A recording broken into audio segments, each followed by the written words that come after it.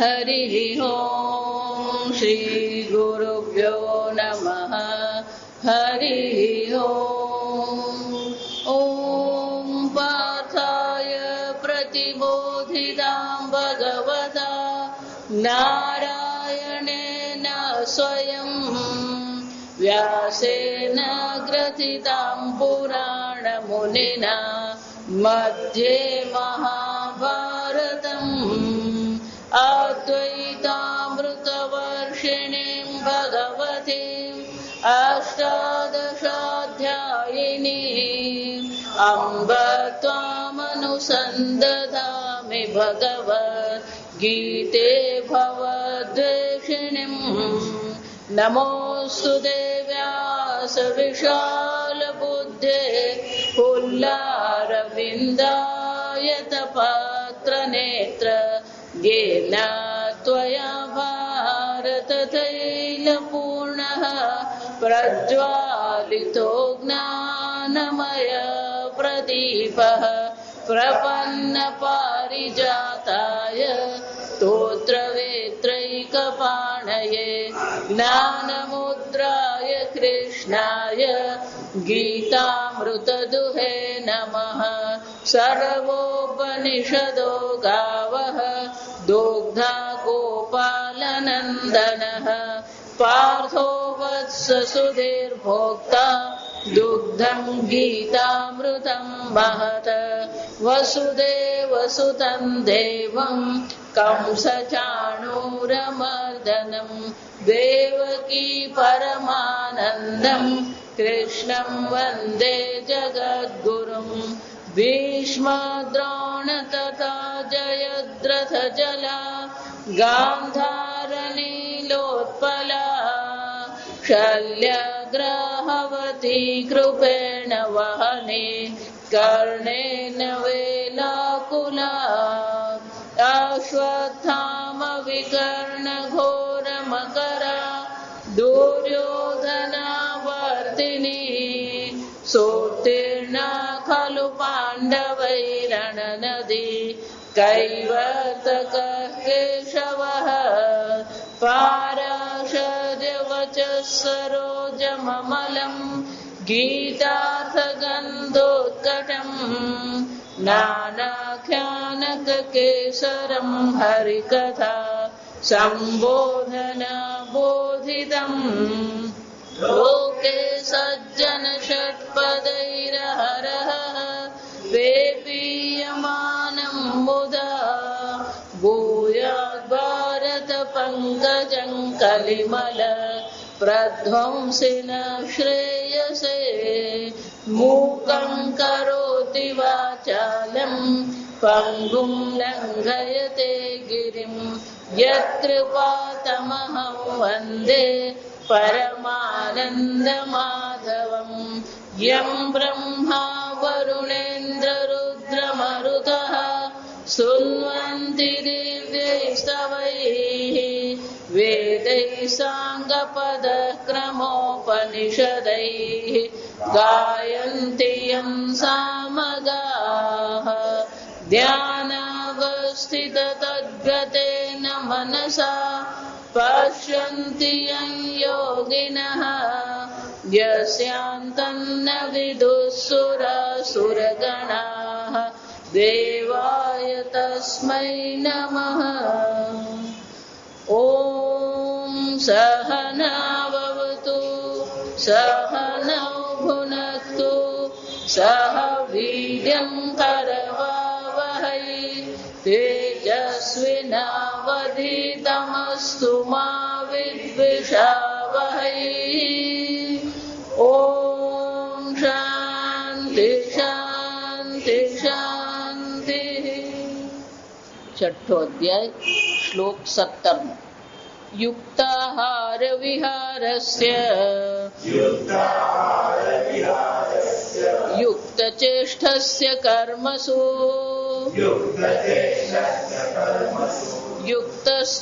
युक्तस्वप्नावबोधस्य योगो भवति दुःखः यदा विनियतं चित्तम् आत्मन्येवावतिष्ठते निःस्पृहः सर्वकामेभ्यः युक्त इत्युच्यते तदा यथा दीपो निवातस्थः नेङ्गते सोपमा स्मृता योगिनो यतचित्तस्य युञ्जतो योगमात्मनः यत्रो परमते चित्तम् निरुद्धं योगसेवया यत्र चैवात्मनात्मानं पश्यन्नात्मनि तुष्यति युक्ताहार विहारस्य युक्त चेष्टस्य कर्म युक्त પ્રમાણસર આપણું ભોજન પ્રમાણસર હોવું જોઈએ, આપણા કર્મ પ્રમાણસર હોવા, આપણો આહાર વિહાર પણ પ્રમાણસર હોવા.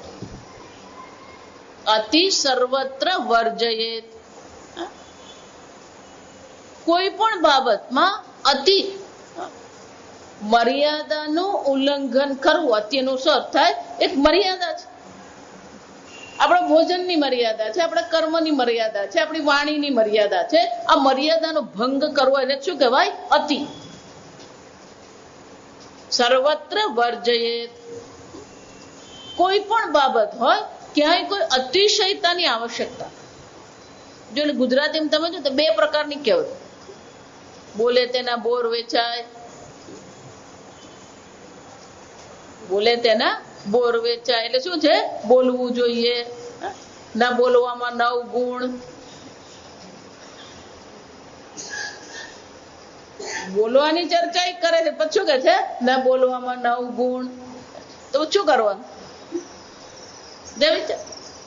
પ્રસંગ કયો છે એને આધારે આપણે કરવું પડે નક્કી કે બોલવાની આવશ્યકતા છે કે નથી, આ કર્મ કરવાની આવશ્યકતા છે કે નથી, આ ભોજન મારા માટે આવશ્યક છે કે નથી. એટલે ભગવાન કહે કે ખૂબ ખાવા વાળો છે એને માટે આ યોગ નથી, અને જે બિલકુલ ખાતો નથી એને માટે પણ આ યોગ છે જ નહીં. એટલું જ નહીં, છેવટે આ યોગ જેને આપણે કહીએ, આત્મચિંતનનું જે ધ્યાન આપણે કહીએ છીએ, આ સર્વ છે શાના માટે? શાંતિ નિર્વાણ પરમામ અધિગચ્છતિ. છેવટે લક્ષ્ય તો શું છે? મોક્ષ રૂપી શાંતિની પ્રાપ્તિ કરવી આપણું લક્ષ્ય છે. જો વિચારી, લક્ષ્ય એ મોક્ષ છે, પરમામ શાંતિ પ્રાપ્ત કરવી એ આપણું જીવનનું લક્ષ્ય છે. તો પછી બાકીની બધી વસ્તુ આપણા માટે ગૌણ બનવી જોઈએ. તો મેડિકલમાં ભણતો હોય, મેડિકલનું એનું હોય, જો આપણે ગુજરાતીમાં આપણે મેડિકલ એવું કહીએ, આગળ અમેરિકામાં મેડિસિન કહે. તો જ્યારે એ ભણી રહ્યો છે અને છેલ્લા વર્ષનું જ્યારે એને પરીક્ષા આપવાની હોય, ત્યારે એને માટે બાકીની બધી વસ્તુ શું થઈ જાય? ગૌણ જ થઈ જાય. પછી પિક્ચર જોવું હોય કે પછી ક્રિકેટની ભલે ને ફાઇનલ, વર્લ્ડ કપની ફાઇનલ પણ હોય, કોઈ પણ પરિસ્થિતિ, ઘરમાં લગ્ન હોય તો લગ્ન પણ એને માટે શું બની જાય? ગૌણ બની જાય. જો વિચાર, કેમ? લક્ષ્ય શું છે? મારે ડોક્ટર બનવું છે. ડોક્ટર બનવા માટે આ મારી શું છે? પરીક્ષા છે, ફાઇનલ છે, છેલ્લા વર્ષની પરીક્ષા છે. તો બાકીની બધી વસ્તુ એના માટે ગૌણ થઈ જાય. એમ જયારે આપણા જીવનનું લક્ષ્ય મોક્ષ છે, આપણા જીવનનું લક્ષ્ય પરમાત્મા છે, પરમામ શાંતિ એટલે કે મોક્ષ સ્વરૂપ શાંતિની પ્રાપ્તિ કરવી એ આપણા જીવનનું જો લક્ષ્ય હોય, આ મનુષ્ય જીવન મળ્યું શાના માટે? મોક્ષ દ્વાર છે. તો બાકીની બધી વસ્તુ આપણા માટે શું હોવી જોઈએ? ગૌણ હોવી જોઈએ. પરિવાર પણ છે, પણ પરિવાર પણ શાના માટે છે? મૈત્રેયી અને યાજ્ઞવલ્ક મુનિનો સંવાદ છે બૃહદારણ્યક ઉપનિષદ. યાજ્ઞવલ્ક મુનિ એટલે જનક રાજાના ગુરુ જ્ઞાની છે, ગ્રહસ્થ છે, 2 પત્નીઓ છે, કાત્યાયની અને મૈત્રેયી. નક્કી કર્યું કે મારે સંન્યાસ ગ્રહણ કરવો છે, અને સંન્યાસ ગ્રહણ કરતા પહેલા પત્નીઓને, બંને પત્નીઓને જો સંન્યાસ લેવો હોય ગ્રહસ્થે તો પત્નીની મંજૂરી લેવી પડે. પત્નીની મંજૂરી વગર એ સંન્યાસ દીક્ષા લઈ શકે નહીં. એટલે બંને પત્નીઓને એને બોલાવી, બંને પત્નીઓને બોલાવીને વાત કરી કે હવે હું સંન્યાસ ગ્રહણ કરું છું, આ ગ્રહસ્થ ધર્મનો ત્યાગ કરું છું, અને મારી જે પણ કઈ સંપત્તિ છે, આશ્રમ છે, આ બધી વસ્તુને હું શું કરીશ, 2 વિભાગ કરી દઉં છું, 2ને વેચી આપું છું. એટલે કાત્યાયની સીધી સાધી ગૃહિણી એ સ્વીકારી લીધું.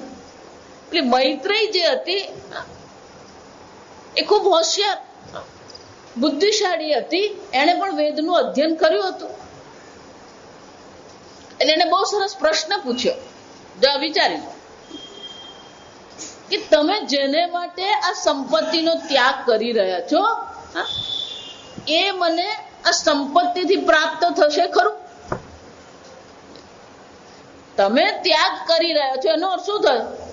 આનાથી કંઈક વિશેષ, આનાથી કંઈક મહત્વનું છે તો જ તમે આ છોડી રહ્યા છો. જો આનાથી પણ કંઈક વિશેષ મહત્વનું છે, જેને માટે તમે આ સંન્યાસ દીક્ષા ગ્રહણ કરી રહ્યા છો, જેને માટે આ સંપત્તિ છોડી રહ્યા છો,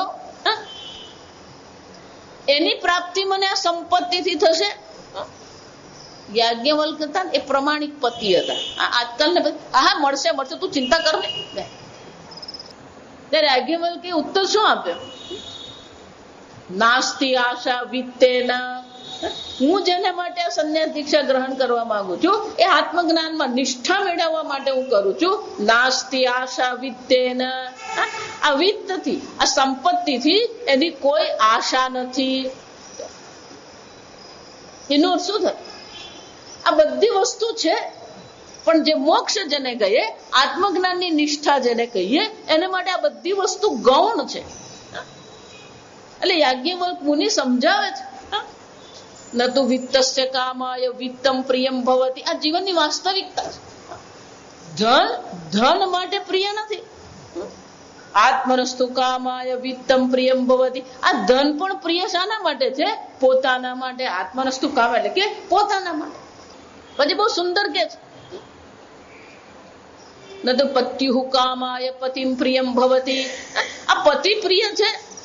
પતિ કોના માટે પ્રિય? પતિ માટે પ્રિય નથી. આત્મનસ્તુ કામાય ન તો જાયાયાહ કામાય જાયામ પ્રિયમ ભવતી. આ પત્ની માટેનો બીજો શબ્દ કયો છે? જાયા. ભાર્યા, જાયા, પત્ની, અનેક શબ્દ છે. તો કે પત્ની માટે પ્રિય નથી. આત્મનસ્તુ કામાય, પોતાના માટે જ છે. ન તો સ્વર્ગસ્ય કામાય સ્વર્ગમ પ્રિયમ ભવતી. સ્વર્ગ માટે પ્રિય નથી. આત્મનસ્તુ કામાય સ્વર્ગમ પ્રિયમ ભવતી. એનો અર્થ શું થયો? છેવટે આપણે જીવનમાં જે ઈચ્છીએ છીએ એ શું ઈચ્છીએ છીએ? અમારો પરિવાર બરાબર ચાલતો રહે. પણ કયો પરિવાર? તો વિચારી, વારંવાર એટલે કહું, અઠવાડિયામાં 1 વાર ભજગોવિંદમ વાંચવાનું. કામે જનની કોમે તાતઃ કુત આયાતઃ. કોણ મારા માતા, કોણ મારા પિતા, હું ક્યાંથી આવ્યો, ક્યાં જવાનો. જો આપણે ટૂંકા ગાળાના કાળના સમય, કાળનો જે માપ છે, જન્મથી મૃત્યુ વચ્ચેનો જે કાળનો સમય છે, એમાં આપણી બુદ્ધિ એટલી અટકી પડેલી છે. એટલે શંકરાચાર્યજી પ્રશ્ન ઉઠાવે છે, કોણ માતા, કોણ પિતા છે? જો આ શરીરની દ્રષ્ટિએ માતા પિતા છે, શરીરની દ્રષ્ટિએ પતિ પત્ની છે, શરીરની દ્રષ્ટિએ હું ગુજરાતી છું, હું ભારતનો છું. જો સમજો, આપણું જીવન જીવવા માટે આ એક વ્યવસ્થા છે. પછી વ્યવસ્થા જ આપણું સર્વસ્વ નથી. કારણ કે આ વ્યવસ્થા કેવી છે? અનિત્ય છે. જીવન જીવવા માટે બધું આવશ્યક છે, પણ એને જ આપણું જીવન સમર્પિત કરવાની કોઈ આવશ્યકતા નથી. શંકરાચાર્ય એટલા માટે કહે છે, જન્મો જન્મ જો વિચાર કરીએ તો કોણ માતા ને કોણ પિતા, કોણ પતિ ને કોણ પત્ની. જો આ જન્મમાં જે માતા છે, આ જન્મમાં જે પિતા છે, આ જન્મમાં જે ભાઈ બહેન છે, એ પૂર્વ જન્મમાં કોણ હતા ખબર છે આપણને? જો આપણે ત્યાં આ ગામડામાં પહેલા એવું હતું, પેલો મોટો પરિવાર રહેતો હોય, દાદા ગુજરી ગયા હોય, પછી ઘરમાં જયારે પેલું બાળક આવે ત્યારે શું કે આ દાદા પાછા આવ્યા. જેને આપણે દાદા કહીએ છીએ એ હવે પૌત્ર બનીને આવ્યા, તો પછી દાદા કે પૌત્ર. જો શંકરાચાર્યજી આપણે જે સંબંધને સર્વસ્વ માનીએ છીએ એ સંબંધ પર જ પ્રશ્ન ઉઠાવે છે, ફક્ત માતા પિતા જ નહીં છે, પતિ છે, પત્ની છે, માતા છે, પિતા, આ બધું જ છે, વ્યવહારમાં બધું જ છે, પણ એ આપણા જીવનનું લક્ષ્ય નથી. એટલે મૈત્રેય પૂછે છે, તો પછી તમે જેના માટે આ છોડી રહ્યા છો એ શું છે? આત્મા વારે દ્રષ્ટવ્ય. હે મૈત્રેયી, આ જીવનનું લક્ષ્ય એક જ છે, આ આત્મ તત્વને ઓળખી લેવું. દ્રષ્ટવ્ય એટલે શું છે? ઓળખવું, જાણવું. પણ આત્મ તત્વને જો જાણવું હોય તો ઉપાય શું છે? આત્મા વા અરે શ્રોતવ્ય. ગુરુ પાસે બેસીને શાસ્ત્ર શ્રવણ કરીએ. ના પણ હું આમ જ ધ્યાન કરું ને મને આત્મજ્ઞાન થઈ જાય કે નહીં, કોઈ ના પાડવાની જ નહીં. કરી જુઓ. શું કહેવાનું? કરી. આત્મા વા અરે શ્રોતવ્ય. શ્રવણ કરવું પડે. મંતવ્ય. જો કોઈ સંશય રહી ગયો હોય તો ગુરુ પાસે સંશયની નિવૃત્તિ કરીએ, અથવા ગુરુ પાસે જયારે શ્રવણ કરી રહ્યા છે તો શ્રવણ દરમિયાન જ અનેક પ્રકારના સંશયની પણ નિવૃત્તિ કરવામાં આવે. નિધિધ્યાસિતવ્ય. શાસ્ત્ર શું કહે છે? આ આત્મા કેવો છે? અસંગ છે. આત્મા કેવો છે? પૂર્ણ છે. આત્મા કેવો છે? અજર અમર છે. આમ આ અજર અમર આત્મા છે જે તમે સ્વયં છો, પણ હજી એ દ્રઢતા આવતી નથી. નિધિધ્યાસિતવ્ય. જન્મો જન્મથી પોતાને દેહ માની લીધા છે, પોતાને જન્મ મરણ વાળા માનીએ છે, પોતાને સગા સંબંધી માની રહ્યા છે. એટલે આ જેટલા પણ આત્મા પર અધ્યારોપ કરવામાં આવ્યા એ અધ્યારોપની નિવૃત્તિ એમ સરળતાથી થાય નહીં. અને એટલા માટે શું કરવું પડે? નિધિધ્યાસિતવ્ય. આમ આ આત્મ તત્વનું ચિંતન કરવું પડે. અને આત્મચિંતન કેવી રીતે કરવું, એને માટે શું કરવું, એ જઈએ અહીંયા ભગવાન આ 6થા અધ્યાયમાં ભગવાન આપણને સમજાવી રહ્યા છે કે આ આત્મચિંતન કરવું હોય, નિધિધ્યાસન કરવું હોય તો આપણું જીવન કેવું હોવું જોઈએ, આપણો વ્યવહાર કેવો હોવો જોઈએ, આપણું ભોજન કેવું હોવું જોઈએ. સમજો, આ ભોજન, કર્મ, બુદ્ધિ, જ્ઞાન આ બધા કેવા હોવા જોઈએ એની ચર્ચા પાછળ છે 14મા અધ્યાયમાં, 16મા અધ્યાયમાં, 17મા અધ્યાયમાં. આપણું જ્ઞાન, આપણું કર્મ, આપણા યજ્ઞ બધા કેવા? સાત્વિક હોવા જોઈએ. આપણું ભોજન પણ કેવું હોવું જોઈએ? સાત્વિક હોવું જોઈએ. સાત્વિક ભોજન એને કહેવાય કે જે તમારા શરીરનું પોષણ કરે અને તમારા મનને પ્રસન્ન બનાવે.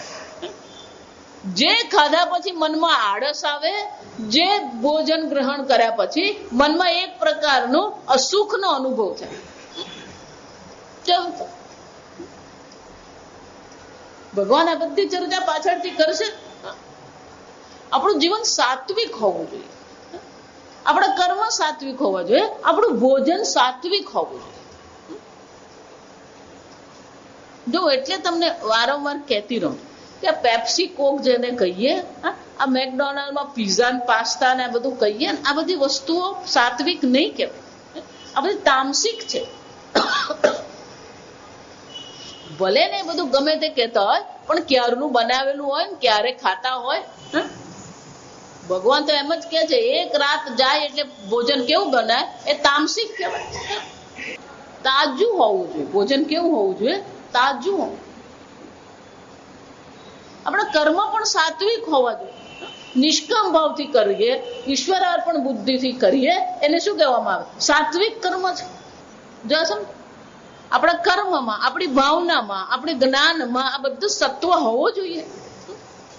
તો જ પછી આ નિધિધ્યાસન શક્ય બને. અને એટલા માટે ભગવાન કહે છે યુક્તાહાર વિહારસ્ય યુક્ત ચેષ્ટસ્ય કર્મસુ યુક્ત સ્વપ્નાવબોધસ્ય યોગો ભવતિ દુઃખઃ.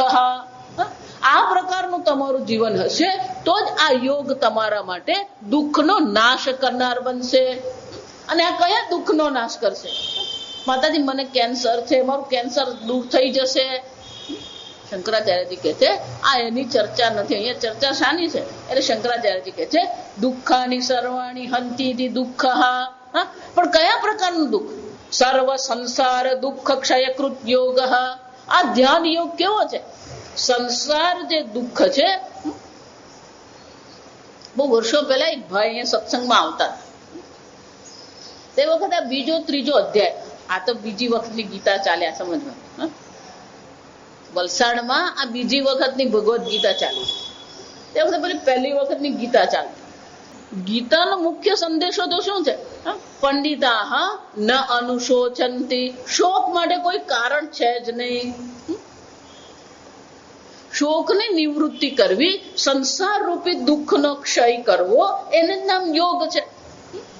આગળ ભગવાન પોતે જ આ વ્યાખ્યા કરશે. એટલે ભાઈ મને કે પણ સ્વામીજી મારે તો કોઈ શોક છે જ નહીં. તમારા માટે ગીતા નથી. જે માનતો હોય કે મારા જીવનમાં કોઈ દુઃખ છે જ નહીં, મને કોઈ શોક છે જ નહીં, કોઈ વ્યક્તિ આવું કહી શકે છે? સંસાર એમ કહીએ ને એટલે ત્યાં શું હોવાનું? દુઃખ હોય. પૂજ્ય સ્વામીજી બહુ સરસ કે આ બ્રાહ્મણ છે એ દરિદ્ર છે. સ્વામીજી કે બ્રાહ્મણ કીધું એટલે પછી પેલું દરિદ્ર કહેવાની જરૂર પડે નહીં. બ્રાહ્મણ શું હોય? એમ સંસારી છે એમ કહ્યું પછી એવું કહેવાની જરૂર નહીં પડે. એ શોકગ્રસ્ત છે, એ દુઃખી હોય. શંકરાચાર્યજી કહે છે આ ધ્યાન યોગ જે છે, આ આત્મચિંતન જે છે, એનું પ્રયોજન છેવટે શું છે?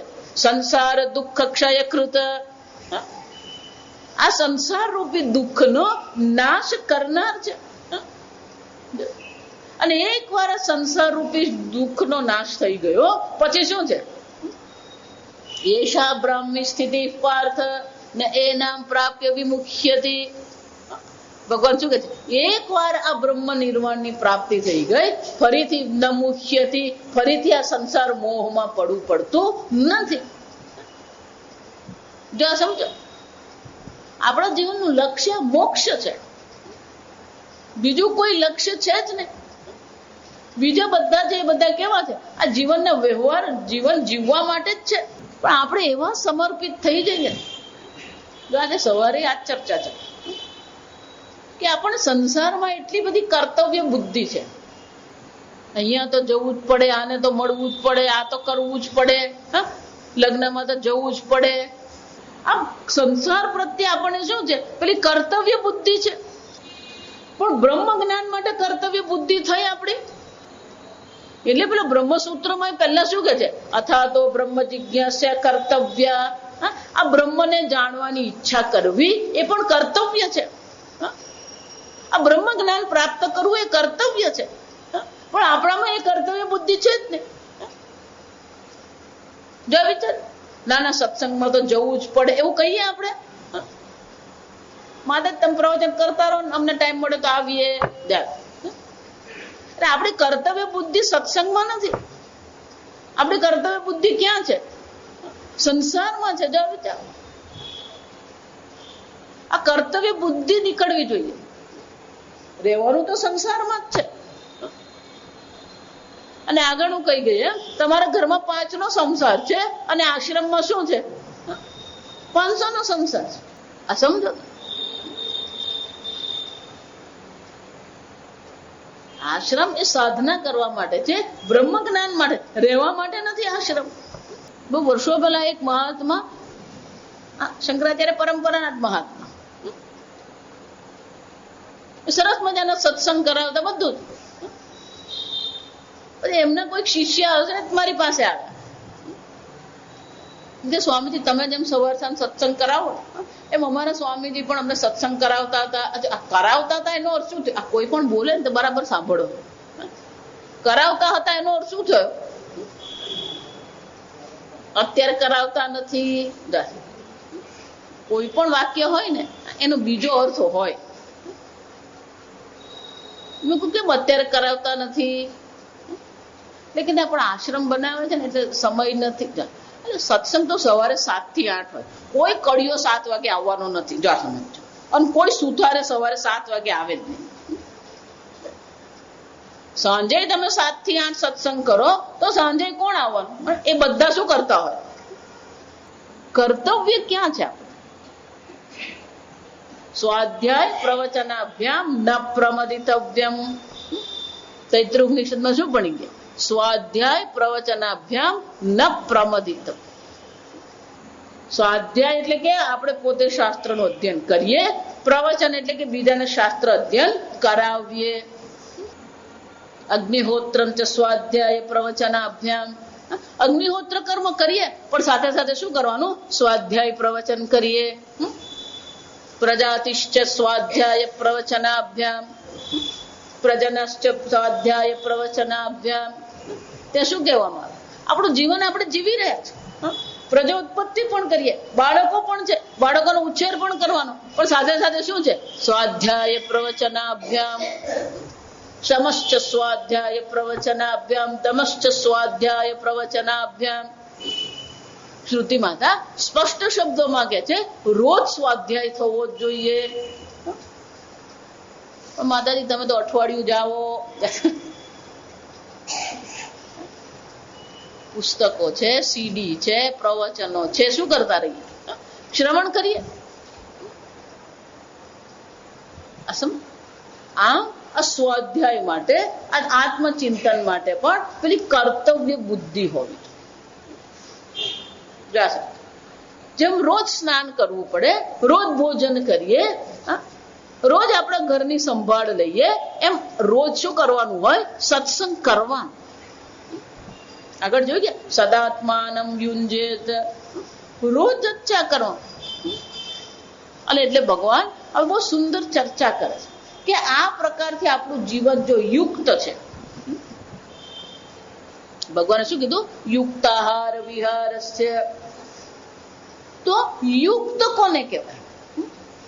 એટલે ભગવાન હવે પછીના શ્લોકમાં આ યુક્તની વ્યાખ્યા આપણને આપે.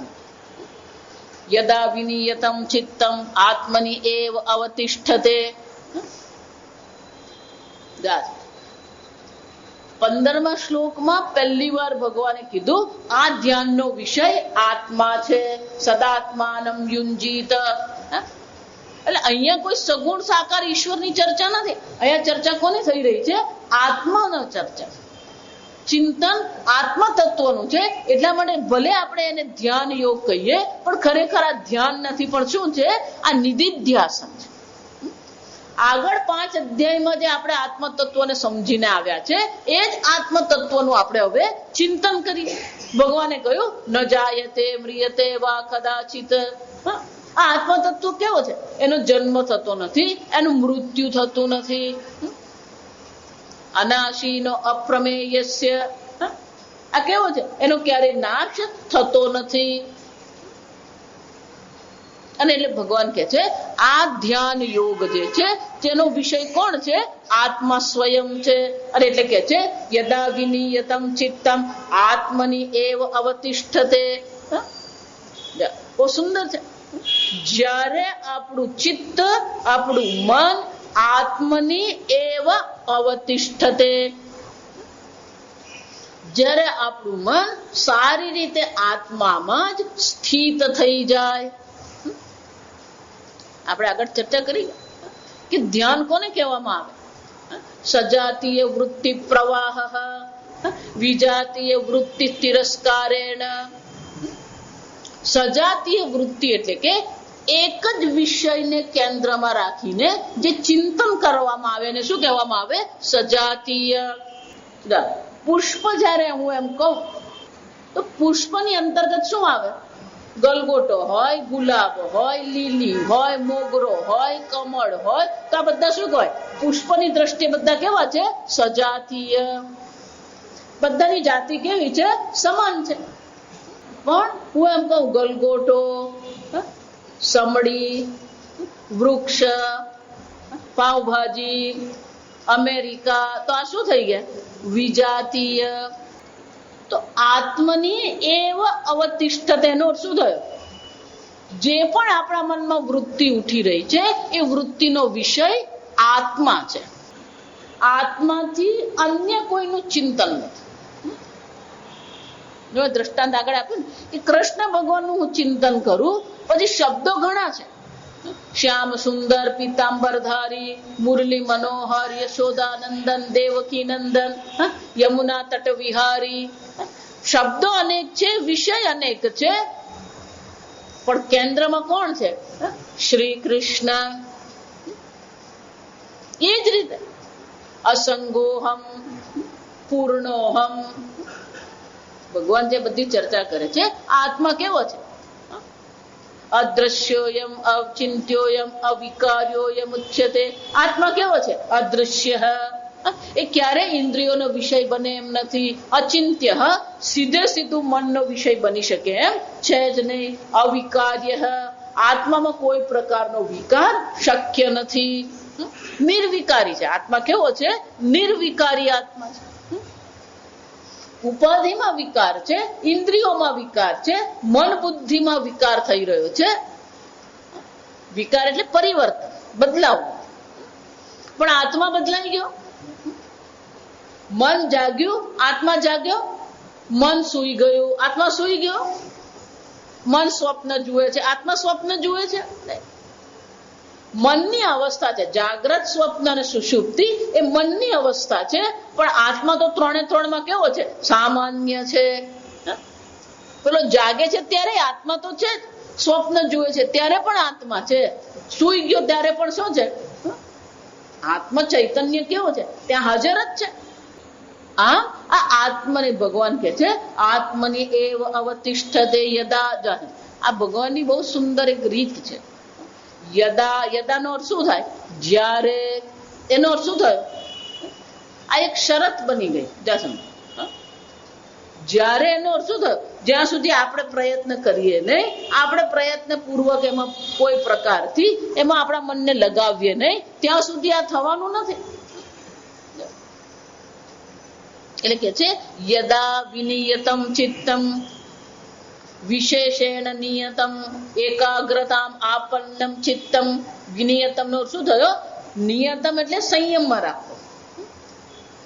પણ વિનિયતમ કીધું એટલે શંકરાચાર્યજી કે છે વિશેષ પ્રકારે અહીંયા સંયમની આવશ્યકતા છે. કારણ કે આપણા મનને સગુણ સાકાર વિષયોનું ચિંતન કરવાની આદત પડી ગઈ છે. અને એટલા માટે જયારે નિર્ગુણનું ચિંતન કરવાનું આવે તો આપણા માટે શું બની જાય? અઘરું પડી જાય.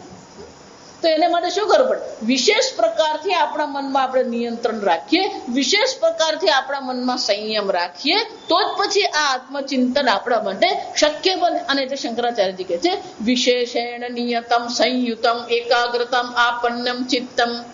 એનો શું થાય? હિત્વા બાહ્ય ચિંતા. આત્માથી અન્ય જે કઈ છે એ સર્વ બાહ્ય ચિંતા, એટલે કે આ વિજાતીય બધા જે વિષયો જે છે એ સર્વનો શું કરવાનું? હિત્વા. એ બધાનો આપણે ત્યાગ કરી દઈએ. કોઈ પણ પ્રકારે બાહ્ય ચિંતન છે જ નહીં. જો આ બાહ્ય સમજી લેવા જેવું છે. આપણે અંદર અને બહાર કોને કહીએ? અંદર અને બહાર એ સાપેક્ષ છે. પૂજ્ય સ્વામીજી આવી તબિયત હતી, આવું સ્વાસ્થ્ય છે, તો એ બહુ સરસ સત્સંગ કરાવતા. બહુ થોડો કરાવતા હતા પણ બહુ સુંદર કરાવતા. દિશા કોને દિશા કહેવાય? ઉત્તર દિશા કોને કહેવાય? જો વિચારી તું. તમારી ઉત્તરમાં હું છું, તમે મારા દક્ષિણમાં છો. એટલે તમે ક્યાં થયા? દક્ષિણમાં. હું ક્યાં થઈ? ઉત્તરમાં. જા સમજજો બરાબર. પણ આ દિવાલ મારા ઉત્તરમાં છે, દિવાલથી હું દક્ષિણમાં છું, તો હું ઉત્તરમાં કે દક્ષિણમાં? સાપેક્ષ કહેવાય. એટલે શું કહેવાય? સાપેક્ષ છે. તમારી દ્રષ્ટિએ હું ઉત્તરમાં કહેવા, દિવાલની દ્રષ્ટિએ હું શું કહેવા? દક્ષિણ. તો કઈ ઉત્તર દિશા કઈ દક્ષિણ દિશા? જો સમજો, દિશા પણ સાપેક્ષિક છે, કાળ પણ શું છે?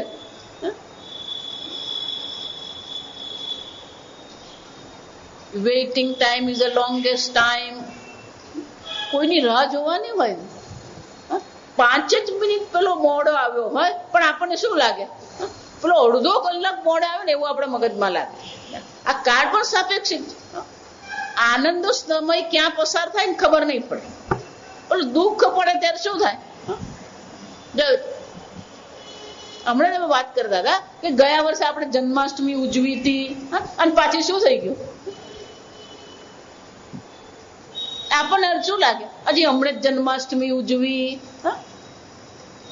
અને પાછું શું થયું? પરમ દિવસે જન્માષ્ટમી. પેલું 1 વર્ષ શું થઈ ગયું? કાલ ક્રીડતિ ગચ્છતિ આયુઃ. આ કાળ શું કરી રહ્યો છે? ક્રીડા કરી રહ્યો છે. અને આપણું આયુષ્ય શું થઈ રહ્યું છે? બહુ ખુશ નહીં થવાનું. આ સમજો, 2016 આવ્યું, ખુશ થવાની જરૂર નથી. એટલું આપણું આયુષ્ય ઓછું થયું. એટલે આ બર્થડે ઉજવવાની વસ્તુ છે જ નહીં. કેમ? આપણા જીવનનું 1 વર્ષ ઓછું થયું અને પેલો ઉજવે. કાળ સાપેક્ષ છે, દિશા સાપેક્ષ છે. સમજી? બહુ સરસ. પણ એક આત્મા છે કેવો છે? નિરપેક્ષ છે, કોઈ પરિવર્તન નથી. કાળમાં પરિવર્તન છે, દેશમાં પરિવર્તન છે, વસ્તુમાં પરિવર્તન છે. આત્મા કેવો છે? અવિકાર્યો યમુચ્યતે. કોઈ વિકાર આત્મામાં. આ પ્રકારથી આપણે આત્માનું ચિંતન કરીએ અને એને માટે શું છે? બાહ્ય ચિંતા. આ બાહ્ય પણ શું છે? જેમ ઉત્તર અને દક્ષિણ જેમ સાપેક્ષ છે, એમ બહાર અને અંદર પણ શું છે? સાપેક્ષ જ છે. આપણે સંસ્કૃત પાઠશાળામાં અંદર બેઠા છે, બાકીના બધા કેવા છે? બહાર છે. એ લોકો પણ વલસાડમાં છે અને આપણે પણ ક્યાં છીએ? વલસાડમાં. આપણે વલસાડમાં છે અને પેલો સુરતમાં છે બહાર. પણ સુરત પણ ગુજરાતમાં જ છે અને વલસાડ પણ ક્યાં છે? ગુજરાતમાં. બહાર અને અંદર પણ શું છે? સાપેક્ષ છે. તો અહીંયા જયારે બાહ્ય કહેવામાં આવે તો કે આ બાહ્યનો અર્થ શું કરવાનો? બાહ્યનો અર્થ આટલો જ થાય, આત્માથી અન્ય વસ્તુ બધી કઈ છે? બાહ્ય. જા સમજો બરાબર. આત્માથી અન્ય વસ્તુ બાહ્ય છે એનો અર્થ શું થાય? આ શરીર અંદર કે બહાર? ઇન્દ્રિય અંદર કે બહાર? મન અંદર કે બહાર? આ શરીરની દ્રષ્ટિએ જોઈએ તો ઇન્દ્રિય, મન, બુદ્ધિ ક્યાં છે? અંદર છે. અને પુસ્તક માળા અને મોબાઈલ છે એ શું કહેવાય? બહાર. તો શરીરની દ્રષ્ટિએ કેટલીક વસ્તુ અંદર છે અને કેટલીક વસ્તુ કેવી છે? બહાર છે. પણ આત્મા તત્વની દ્રષ્ટિએ વિચારીએ તો શરીર, મન, બુદ્ધિ, ઇન્દ્રિય બધી વસ્તુ શું થઈ ગઈ? બહાર થઈ ગઈ. એટલે શંકરાચાર્ય કહે છે બાહ્ય ચિંતા હિત્વા. બાહ્ય ચિંતા એટલે પછી ક્યાંથી શરૂ થાય? બુદ્ધિ, મન, ઇન્દ્રિય, શરીર આ બધા સહિત બધી વસ્તુનું શું કરવાનું? છોડી દેવાનું. બહારના જ વિષયનો ત્યાગ કરીએ એમ નહીં, પણ શરીર, મન, બુદ્ધિ જેને ઉપાધિ કહેવામાં આવે એ ઉપાધિનું પણ ચિંતન શું થવું જોઈએ? છૂટી જવું. અને એટલે શંકરાચાર્યજી કહે છે પેલું નિયતમ ચિત્તમ. આગળ નિયતમ માનસ કીધું, જો સમજો. પણ અહીંયા શું કે છે? વિનિયતમ. પેલો વિશેષણ શબ્દ શા માટે ભગવાને વાપરવો પડ્યો? પેલો ઉપસર્ગ એટલા માટે છે કે આત્માથી અન્ય સર્વનું શું કરવાનું છે? ચિંતનનો ત્યાગ કરવાનો. આત્માનું ચિંતન જયારે આપણે કરી રહ્યા છે તો શરીર, મન, બુદ્ધિનું જે ચિંતન છે એ પણ વિજાતીય વૃત્તિ કહેવાય, સજાતીય નથી. અને એટલે શંકરાચાર્યજી કહે છે એકાગ્રતામ આપન્નમ ચિત્તમ, આ પ્રકારથી જ્યારે તમારું મન પૂર્ણતઃ આત્મામાં સ્થિત થઈ ગયું છે, આત્મામાં એકાગ્ર થઈ ગયું છે, આત્મની એવ કેવલે, એવકારનો અર્થ શું થાય? કેવળ આત્મામાં જ એનું મન અવતિષ્ઠતે, સ્વાત્મની સ્થિતિ લભતે, પોતે જ પોતાનામાં સ્થિત થઈ ગયો. એશા બ્રાહ્મી સ્થિતિ પાર્થ. પહેલી વાર આ શબ્દ આવ્યો નથી. આત્મામાં જ સ્થિતિ મેળવવી, જેનું મન જેની બુદ્ધિ આત્મામાં જ સ્થિત થઈ ગઈ છે, એને જ અર્જુને શું કીધું? સ્થિત પ્રજ્ઞસ્ય કા ભાષા. સ્થિતમ પ્રતિષ્ઠા પ્રજ્ઞા યસ્ય, જેનું આ મન આ બ્રહ્મ સ્વરૂપ આત્મામાં જ સ્થિત થઈ ગયું છે. નિસ્પૃહ સર્વ કામેભ્ય, અને એકવાર જેને આ આત્મામાં આનંદ આવવા મળે, મહી પડ્યા તે મહાસુખ માણે, દેખનહારા દાજે રે. આત્મ તત્વમાં જે આનંદ જે છે, એકવાર જેને આત્મ તત્વના આનંદની અનુભૂતિ થઈ ગઈ, પછી એ કેવો છે? નિસ્પૃહ સર્વ કામેભ્ય. આ સર્વ જે ઈચ્છાઓ જે છે, એ ઈચ્છાઓ પ્રત્યેને કોઈ સ્પૃહા રહેતી નથી. સ્પૃહા એટલે લાલસા, આપણે જેને કહીએ ને. નિસ્પૃહ સર્વ કામેભ્ય, એકવાર આત્મામાં સ્થિતિ થઈ ગઈ તો આત્માથી અન્ય સર્વ પ્રત્યેના મનમાં કોઈ પ્રકારની સ્પૃહા, લાલસા કે ભોગવવા માટેની ઈચ્છા એના મનમાં રહેતી નથી. આકૂર્યમાણમ અચલ પ્રતિષ્ઠમ સમુદ્રમાપ પ્રવિશંતિ યદ્વત તદ્વત કામાયમ પ્રવિશંતિ સર્વે. જેમ પૂર્ણ સમુદ્ર જે છે, એમાં પેલું નદી પાણી ઠાલવે કે ન ઠાલવે, શું ફરક પડે? કોઈ. આપૂર્યમાણમ અચલ પ્રતિષ્ઠ, એ સમુદ્રની પ્રતિષ્ઠા કેવી છે? અચલ પ્રતિષ્ઠા છે. એ જ રીતે જેણે આ આત્મામાં સ્થિતિ પ્રાપ્ત કરી લીધી, એની સ્થિતિ પણ કેવી છે? અચળ પ્રતિષ્ઠા છે એની. યદ્વત કામાયમ, એ જ રીતે આ બધી ઈચ્છાઓ અનેક પ્રકારથી એના મનમાં પ્રવેશે છે, પણ એ ઈચ્છાઓ ક્યારે એને વિચલિત કરી શકે એમ છે જ નહીં. જો આ સમજવાનું છે કે પૂર્ણ આનંદની જયારે પ્રાપ્તિ થઈ જાય, પછી પેલા અપૂર્ણ આનંદમાં શું છે? કોઈ આનંદ નહીં હોય. જો એટલે કહું, આપણે બધા છે ને, આપણે બધા લખોટી સંન્યાસી છે. હવે તો ડામરના રસ્તા બની ગયા ને, એટલે પેલી લખોટી ગઈ. લખોટી પેલી ધૂળમાં પેલી ગબી બનાવી જાય, ગબી કહે છે. એટલે લખોટી રમેલા ને એ લોકોને ખબર, પેલો રોજ ગણીને લખોટી લઈ જાય, પછી આવે ત્યારે પાછો ગણે, ઓછી થઈ કે વધારે થઈ, અને ભાઈ બહેન ને પકડવા જ નહીં દેજો. પેલો ડબ્બો હાથમાં લે ને તો શું થઈ જાય? પેલા એનો આવી જ બને. પણ જ્યાં પપ્પા એને સાયકલ લઈ આપી, શું કરશે? લે આ લખોટી તારી. કેમ? પેલો સાયકલ ના આનંદમાં પેલો લખોટી નો આનંદ શું થઈ ગયો? છૂટી ગયો. અને મોટો થયો ને પપ્પાએ સ્કૂટી લઈ આપી. આ નાનો હોય એને બધું વાપરેલું જ મળે. જો આ સમજો, એ 10-12 વર્ષનું થાય ત્યાં સુધી તો બધું શું હોય? પેલા મોટાનું જ વાપરવાનું હોય. કંપાસે મોટાનું જ હોય, કપડા મોટાના જ હોય, રમકડા બધા એ જ હોય એને. કેમ?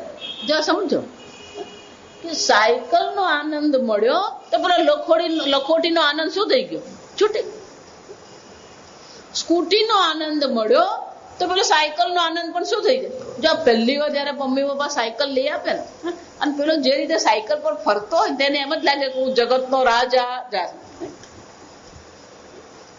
જેને સાયકલ મળેલી હોય ને, જેને આનંદ મેળવ્યો ને એને ખબર હોય. તમને કેમ? આમ સાયકલ પર આમ દોડતો હોય એટલે એને શું લાગે? આમ જગત પર હું રાજ કરું. અને પછી સાયકલ ને બદલે પેલી સ્કૂટી મળે પછી તો પૂછવાનું હવામાં જ હોય. સ્કૂટી મળે પછી તો શું હોય? પણ હવામાં જ ફરતો હોય. તો આવા અપૂર્ણ આનંદમાં પણ પેલો એનાથી નાનો આનંદ શું થાય? છૂટી જાય. તો જેને પૂર્ણ આનંદની પ્રાપ્તિ થઈ ગઈ એના માટે પછી આ બધા વિષયો કેવા છે? તદ્વત કામાયમ પ્રવિશંતિ સર્વે શાંતિમાં આપનોતિ ન કામ કામી. પછી એને જે શાંતિની પ્રાપ્તિ થાય છે, એટલે ભગવાને કીધું નિર્વાણ પરમામ શાંતિ. એક વાર જેનું આ મન આત્મામાં સ્થિત થઈ ગયું છે, પૂર્ણ આત્મામાં સ્થિત થઈ ગયું, પૂર્ણ પરમાત્માને જેને ઓળખી લીધા, પછી આ અપૂર્ણ માટે શું છે? નિસ્પૃહ સર્વ કામેભ્ય. કોઈ પણ કામનાઓ હોય, કોઈ પણ દેશ કાળ કે વિષય હોય, એના મનમાં કેવું છે? નિસ્પૃહ. શું ખાધું, શું પીધું ને શું પહેર્યું, ક્યાં ગયા ને ક્યાં ન ગયા, આ બધી વસ્તુ કેવી થઈ જાય? કોઈ વિશેષ દેશ, વિશેષ કાળ, વિશેષ વસ્તુ એના જીવનમાં રહેતા જ નથી. એટલે ભગવાન કે છે આવું જયારે થાય, જો સમજો, યદા વિનિયતમ ચિત્તમ આત્મનિ એવ અવતિષ્ઠતે નિસ્પૃહ સર્વ કામેભ્ય યુક્ત ઇતિ ઉચ્યતે. જા સમજો, ભગવાન કે છે યુક્ત ક્યારે બનશે? જ્યાં સુધી આપણું મન એ આત્મામાં પૂર્ણતઃ સ્થિત થતું નથી ત્યાં સુધી એ યુક્ત બની શકતો નથી. એટલે શંકરાચાર્યજી કે છે દ્રષ્ટ અદ્રષ્ટ વિષયેભ્ય સ્પૃહા તૃષ્ણા યસ્ય યોગિનઃ સહયુક્ત. દ્રષ્ટ વિષય હોય કે અદ્રષ્ટ વિષય, આ લોકના વિષયો હોય કે પરલોકના વિષયો હોય.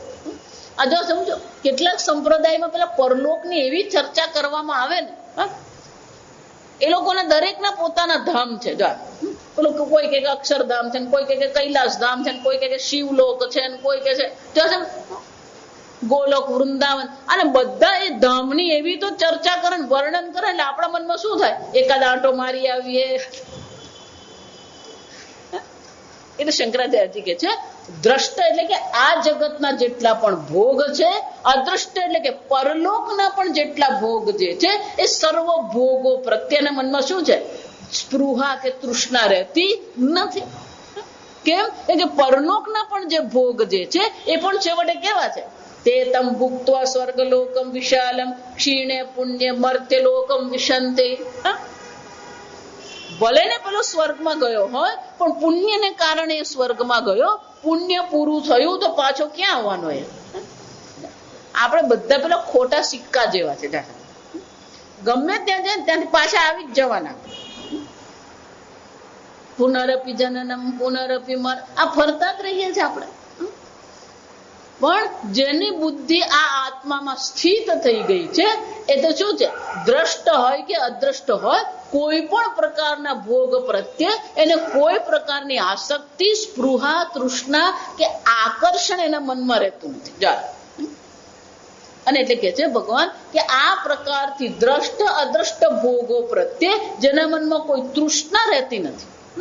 જો આપણું છે ને બધું બાકી બહુ છે, આપણી તકલીફ અહીંયા જ છે. આ સમજો, આપણું બધું શું છે? પેલું બાકી ઘણું છે. આને મળવાનું બાકી છે ને, આ જોવાનું બાકી છે ને, આ ખાવાનું બાકી છે ને, આ વખત તો કેરી સરખી ખાધી જ નથી. જો સમજો, એટલે આપણું બધું બાકી બહુ રહી જાય. ભગવાન કે છે જેનું કઈ બાકી રહેતું નથી ને એને શું કહેવાય? યુક્ત ઇત્યુચ્યતે યોગી. એને જ યોગી કહેવામાં આવે, એને જ યુક્ત કહેવામાં આવે, જેને આ જગતની અંતર્ગત હજી કઈ ભોગવવાનું બાકી રહેતું નથી. કેમ? કે પૂર્ણ આનંદની અનુભૂતિ કર્યા પછી આ બધું અપૂર્ણતામાં એને કોઈ રસ રહેતો નથી. અને એટલે ભગવાન કે છે ફક્ત આત્મ તત્વમાં એ સચ્ચિદાનંદ સ્વરૂપ જે આત્મા જે છે એમાં જ જેની બુદ્ધિ સ્થિત થઈ ગઈ છે અને અન્ય સર્વ પ્રત્યેના મનમાં કોઈ તૃષ્ણા રહેતી નથી, એને શું કહેવામાં આવે? યુક્ત ઇતિ ઉચ્યતે. આગળ આપણે આવતીકાલે. ઓમ સ્વસ્તિ પ્રજાભ્ય પરિપાલયન્તામ ન્યાયેન માર્ગેણ મહિં મહિષાઃ ગોબ્રાહ્મણેભ્ય શુભમસ્તુ નિત્યં લોકા સમસ્તા સુખિનો ભવન્તુ કાલે વર્ષતુ પર્જન્યઃ પૃથ્વી સસ્યશાલિની દેશોऽયં ક્ષોભરહિતઃ બ્રાહ્મણા સन्तુ નિર્ભયાઃ.